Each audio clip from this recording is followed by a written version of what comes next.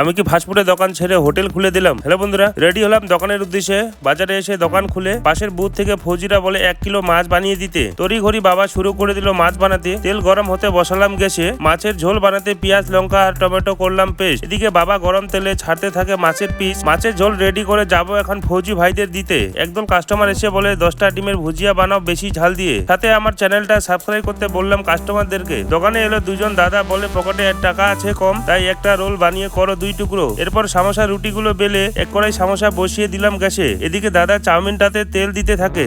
দোকানে বসে আছে পাড়ার একটা ভাই সামোসা খাওয়ার অপেক্ষায়। চাউমিনটা রেডি করে দুটো কাস্টমার এসে দেয় ফুল প্লেট এক চাউমিনের অর্ডার। সন্ধ্যাবেলায় একজন কাস্টমার এলো তার বাচ্চাকে নিয়ে এগরোল খেতে। রাত হতেই দোকানে ভিড় বাড়ে। 3 জন ভাই বলে লঙ্কা ছাড়া 3টা রোল বানাও তাড়াতাড়ি। একটা ভাই পাস্তার অর্ডার দিয়ে টাকা গুনতে গুনতে বলে কত হলো পাস্তার দাম। এরপর এলো 1 প্লেট ডিম পাস্তার অর্ডার। পাস্তা বানিয়ে করে দিতে বললো পার্সেল। দোকান গোছানো শুরু করলাম। সেই সময় এলো 3 জন কাস্টমার রোল খেতে। ঝটপট রোলগুলি দিলাম বানিয়ে। চলো এবার দোকান গুছিয়ে যায় বাড়িতে। রাধে রাধে।